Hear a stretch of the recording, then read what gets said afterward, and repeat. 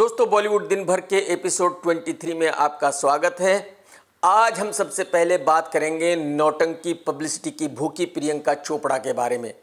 प्रियंका ने एक TV channel को इंटरव्यू दिया है और उसमें कहा है कि जब मैं अमेरिका में अपने पहले टीवी सीरियल की शूटिंग कर रही थी तो मैं अपने बॉयफ्रेंड को याद कर करके 24 आवर रोती रहती थी और मेरे बॉयफ्रेंड को मेरी कोई फिक्र ही नहीं थी। प्रियंका जी, ये तो हमने मान लिया कि भाई आप रोती रहती थी, लेकिन बस ये बता दीजिए कि कौन से बॉयफ्रेंड को याद कर करके रोती थी, क्योंकि सारी दुनिया जानती है कि आपका कोई एक बॉयफ्रेंड तो रहा नहीं, पता नहीं कितने रहे हैं। उनमें से अक्षय कुमार है, शाहिद कपूर है, हरमन बावेजा है। तो आप बता दीजिए कि इनमें से किसी को याद करके रो रही थी या उनमें से किसी को याद करके रो रही थी जिनके नाम दुनिया को पता नहीं है। और मैं आपको अच्छी तरह जानता हूं, अब मुस्कुराकर आप ये कहेंगी कि भाई इनमें से किसी को याद करके मैं क्यों रोऊंगी और मैं अपने इंटरव्यू में इनमें से किसी के बारे में बात क्यों करूंगी। मैं तो उसके बारे में बात कर रही हूं जो बहुत रिच है, जो बहुत फेमस है, जिसका बिना नाम लिए ही लोग समझ जाते हैं और मुझे खूब पब्लिसिटी मिलती है। और मैं तो पब्लिसिटी की भूखी हूं, बिना पब्लिसिटी के तो मैं जिंदा रह नहीं सकती। देखो मैडम, मुझे अच्छी तरह पता है और आपको भी पता है कि आपके पहले डायरेक्टर ने आपको किस तरह से लॉन्च किया था। मैं कसम से आपसे फिर कह रहा हूं कि आप मेरा दिमाग मत घुमाइए, नहीं तो मैं आपका वीडियो बना दूंगा और मैं आपका सारा कच्चा चिट्ठा खोल दूंगा। अरे भाई, दुनिया जानती है कि आपके बहुत सारे बॉयफ्रेंड्स रहे हैं और किसी को कोई लेना देना नहीं है आपके बॉयफ्रेंड से, आपका एक रहा हो या 1000 रहा हो। लेकिन आप एक आदमी को बदनाम करने पर तुली हुई हैं, आप बार बार उसके बारे में बात कर रही हैं। अरे यार, तुम भी शादीशुदा हो, तुम्हारी भी बेटी हो चुकी है, वो भी बेचारा बीवी बच्चों वाला आदमी है, तो बार बार आप उसका नाम लेकर उसको बदनाम करने की कोशिश क्यों करती हो, सिर्फ थोड़ी सी पब्लिसिटी के लिए। लेकिन आप तो पक्की सच्ची हीरोइन है ना, बिना पब्लिसिटी के तो आप रह नहीं सकते। अगर आप न्यूज में ना रहे, आपको पब्लिसिटी ना मिले तो आप एक हफ्ते में पागल हो जाएंगे, ये मैं अच्छी तरह जानता हूं। दोस्तों, आप सभी जानते हैं कि आज की तारीख में film the Kerala story box office पर धूम मचा रही है, जबरदस्त चल रही है, रोजाना 10-12 करोड़ रुपए का बिजनेस कर रही है। और करे भी क्यों ना, क्योंकि जितने भी हमारे टॉप पॉलिटिशियंस हैं वो इस फिल्म का खूब प्रमोशन कर रहे हैं।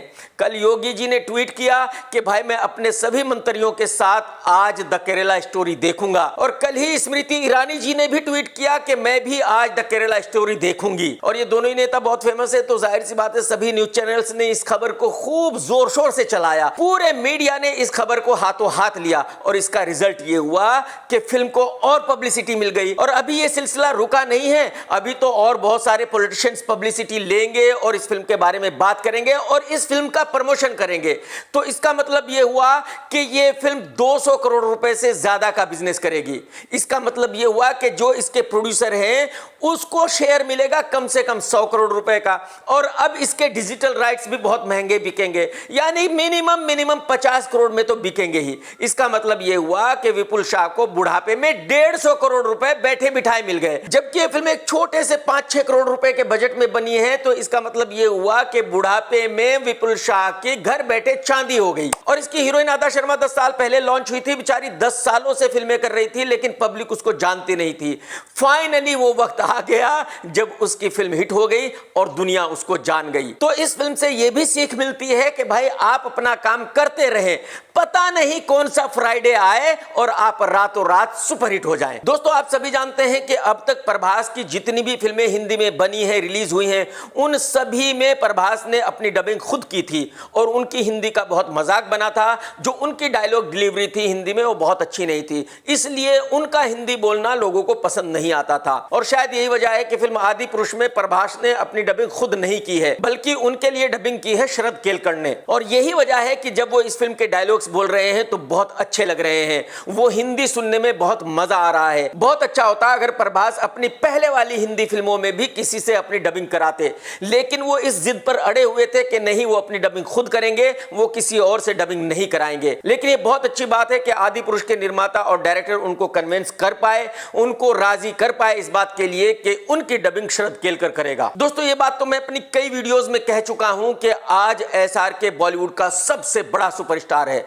इतना बड़ा सुपरस्टार है कि बॉलीवुड में इससे पहले कोई इतना बड़ा सुपरस्टार हुआ ही नहीं। लेकिन SRK आज कितना बड़ा सुपरस्टार है और उनकी फिल्म की कितनी अहमियत है, ये इस बात से आप अंदाजा लगा सकते हैं कि जब SRK ने अपनी फिल्म जवान की रिलीज डेट चेंज की तो पूरे बॉलीवुड ने अपनी फिल्मों की डेट उस हिसाब से चेंज कर दी। यानी कि बॉलीवुड के सभी एक्टर्स और प्रोड्यूसर्स इस बात का इंतजार कर रहे थे कि जवान कौन सी डेट को रिलीज होगी। अगर जवान इस डेट को रिलीज होगी तो हम इस डेट पर अपनी फिल्म रिलीज नहीं करेंगे, हम इस डेट पर करेंगे। और जैसे ही जवान फाइनल हुई कि 7 सितंबर को रिलीज होगी, वैसे ही बाकी सभी निर्माताओं और एक्टरों ने अपनी फिल्मों की रिलीज डेट अनाउंस कर दी। तो इस बात से आप अंदाजा लगा सकते हैं कि पूरा बॉलीवुड एसआरके के पीछे चल रहा है। आज रियल में एसआरके ही बॉलीवुड है जैसा उसने कहा था। दोस्तों, आप सभी जानते हैं कि आज अनीस बज़्मी साहब बहुत बड़े डायरेक्टर हैं। आज हर एक्टर उनके साथ काम करना चाहता है, लेकिन एक वक्त वो भी था जब उनकी एक के बाद एक 3 फिल्में लाइन से फ्लॉप हो गई थी।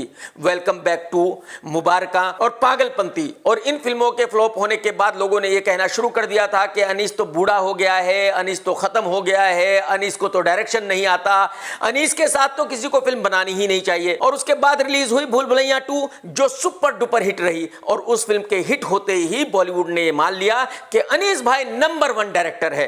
अब आप अंदाजा लगा सकते हैं कि बॉलीवुड किस तरह से काम करता है।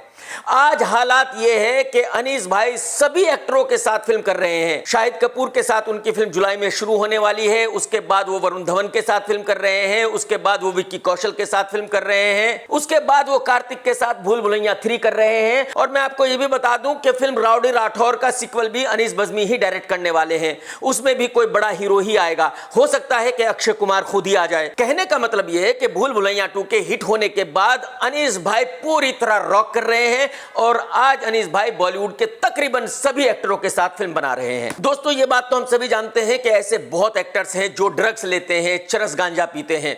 और ऐसे बहुत एक्टर्स हैं जो शूटिंग भी चरस गांजा पीकर करते हैं, ड्रग्स लेकर करते हैं, क्योंकि उनको लगता है कि अगर वो ड्रग्स नहीं लेंगे, वो चरस गांजा नहीं पिएंगे और एक्टिंग करेंगे तो उनसे एक्टिंग हो नहीं पाएगी, वो बढ़िया एक्टिंग कर नहीं पाएंगे। और ऐसा नहीं है कि उनको ऐसा लगता ही है, हकीकत भी यह है कि बहुत सारे एक्टर्स ऐसे हैं जो ड्रग्स लिए बिना या चरस गांजा पिए बिना एक्टिंग कर ही नहीं सकते।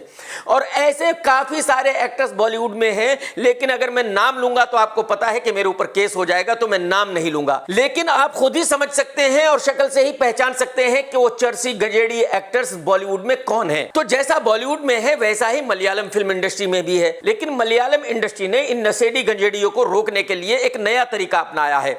अब जहां भी शूटिंग होगी वहां सेट पर पुलिस होगी, यह चेक करने के लिए कि कौन सा एक्टर ड्रग ले रहा है, कौन सा एक्टर नशा कर रहा है। अगर कोई एक्टर ड्रग्स लेते हुए पकड़ा गया, नशा करते हुए पकड़ा गया, तो उसको मलयालम फिल्म इंडस्ट्री में पूरी तरह बैन कर दिया जाएगा। उसके साथ कोई भी डायरेक्टर प्रोड्यूसर काम नहीं करेगा और जेल होना तो अलग बात। तो मैं ऐसा समझता हूं कि यह मलयालम फिल्म इंडस्ट्री ने बहुत अच्छा किया है। ठीक वैसा ही बॉलीवुड में भी होना चाहिए। जहां भी शूटिंग हो रही है वहां पुलिस तैनात होनी चाहिए चेक करने के लिए कि कौन सा एक्टर ड्रग ले रहा है, कौन सा एक्टर चरस पी रहा है। और ऐसे सभी लोगों को बॉलीवुड से पूरी तरह निकाल देना चाहिए, ऐसे सभी लोगों को पकड़ के जेल में डाल देना चाहिए। मैं तो इससे पहले भी बहुत दफा कह चुका हूं कि इन नशेड़ी गंजेड़ी एक्टरों की शक्ल बहुत बुरी है, इनकी शक्ल पे देखा नहीं जाता। इनको बॉलीवुड से पूरी तरह निकाल देना चाहिए। इनके साथ किसी भी डायरेक्टर प्रोड्यूसर को काम बिल्कुल नहीं करना चाहिए। दोस्तों, आप कमेंट करके जरूर बताना कि ये एपिसोड आपको कैसा लगा। टेक केयर दोस्तों, जय हिंद, वंदे मातरम, सत्यमेव जयते।